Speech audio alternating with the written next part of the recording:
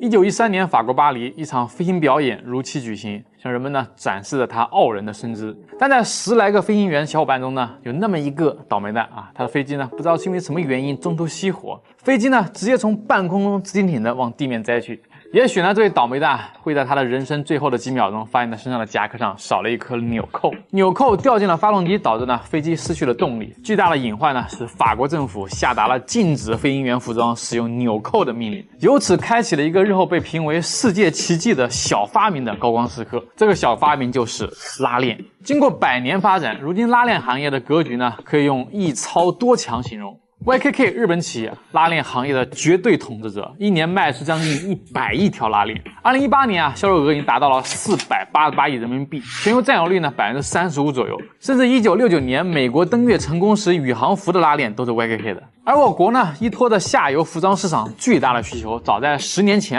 已经成为世界最大的拉链生产国和出口国，产量呢占据了全世界拉链份额的60%，并且经过长期的厮杀竞争，市场也给我们筛选出了几位能和 YKK 分庭抗争的佼佼者。这其中呢，就有我们本期节目的主角福建晋江的寻星拉链，简称 SBS。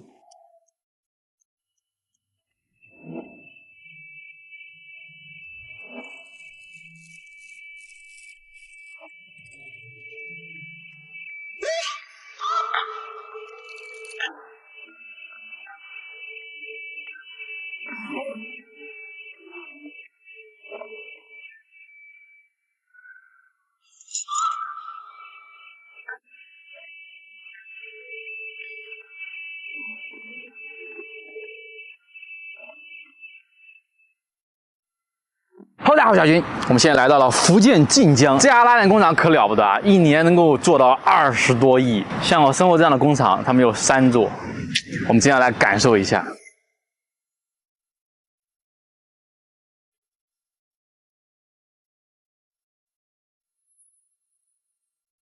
这个成员叫精密制造部，它是从事模具生产跟加工的。我们看这个图里，就是我们从就每一个拉链都要做一个模具，有些是做拉头，就拉片，就这个的拉片的模具。对，这个模具是我们自己标准的，那拉片是够定制化的。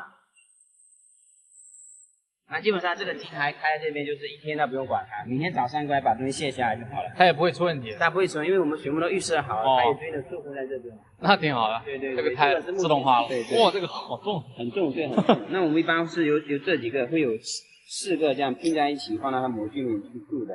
那重量的长度大概就这样子。这是我们铸造出来的锌合金，这已经做好的。对，做好的。阿玛尼的拉链。模具在放在那个地方，然后那个锌合金注进去，整块弄好就把它拉出来。那模具开合，从头到尾的自动关系，自动的生产，是我们自主研发的。新鲜出炉的好烫。这是我们现在做整个的自动化的管理，是班组的，每个班组里面的，因为那个员工他的每个人产量目标多少。他现在都做了多少？他达成了多少？他这个月做了多少？是这样子。然后这是我们整个班组的今天目标今天先发1条。然后这里是他每周的一个会议，一些重要的事项，这是部门的结果，就这个整个大团队的一个绩效的结果。这个企业微信嘛，然后这边可以看到我们的一个公告。有人说，比如我要请假的话，我不需要像以前一样写纸质的请假条。明天需要休个年假，然后在这里选择，他会告诉我还有几天年假，还有很多在这上面写诗啊。哎呦，这个不错，这个不错。诗人，没有大哥，您是做哪个工序？现场管理的。现场管理，因为我们这个管理是机器跟人，机器跟人都管。你管多少人？我们这边有100多人。哇，管100多人呢！您今年多大了？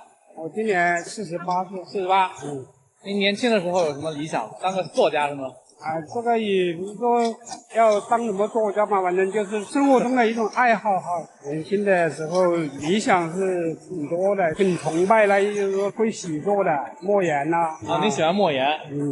每个人的不管是情感我们的想法都希望就是说有一种寄托跟表述，寄托表述。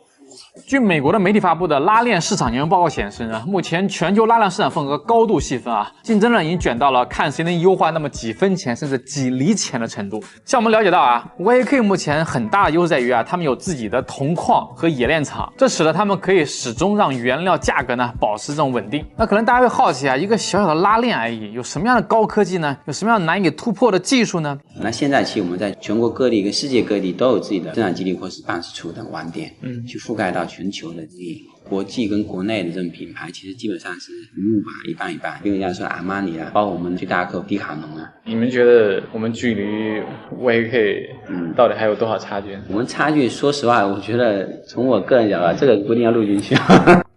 如果说我们真的有一天理想的说要能够打败他们，具体要靠哪些方法，或者说哪些方向呢？材料是一部分，设备生产工艺是一部分，管理是一部分。但我觉得管理跟设备工艺其实我们差距不大，甚至在某一个层面的管理水平，包括设备，我们可能跟他们平起平坐甚至更好。但是基础材料这边可能是一个薄弱环节，因为我们的基础材料是靠买的，他们这边大家都是自研的，所以我们现在强调管理。你的管理能让这些东西的效果更好，能让你整个的制造过程更稳定。更低的成本，更快的交付。像我们一直在提升叫做极速交付。我们产业这么长，但是我们希望说今天客户下单给到我们5天就把东西给他们。5天哦，对，就是1个礼拜，你这个礼拜下个礼拜我东西就送到你仓库去。传统的交付时间一般多长时间？10年前可能我们当时的交付是强调2周，然后后面变成10天，10天，现在是5天。现在包括现在我们收到客户有时候也是要求3天了。这也是我们在服装一个趋势，就是线上线下同步在走，越来越的订单走线上的。比如有些我们现在很多品牌，你发现它可以允许你去定制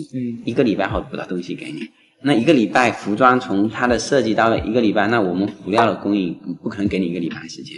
我们看到了这样的一个市场的情况，我们把我们现在所有线下的这些作业的流程全部搬到了线上。这个太酷了，我下午看了一下，很复杂。对啊，其实数据化我们一直在推，就是跟管理者去管理，没有一些工具给他们帮助的时候，其实他管理是非常累的。就是你真的要去现场一个弄，其实你真的很辛苦。数据化的手段让我们最细到工艺环节，我很透明，我很清楚到我现在的问题第一时间在哪里发生，给到我们管理者决策。以前决策可能经验对人要求很高，现在可能以数据。我们的管理往2个方向走，一个新产品的开发与设计，一个就是技术交付。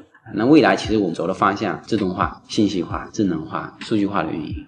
那目前呢，不管是 YKK 还是 SBS 业务呢，都还集中在这种终端市场，像高端的爱马仕啊、GUCCI 他们用拉链呢，都还是欧美的品牌，比如最有名的当属于那个瑞瑞啊，被称为拉链界的劳斯莱斯啊。但我实在看不懂啊，但是我大为震撼。那总之呢，我们国产的制造业呢，还需要继续努力啊，争有一天我们成为世界最强者啊。好了，那以上呢就是我们本期视频的全部内容了，希望大家给我们一键3连，感谢。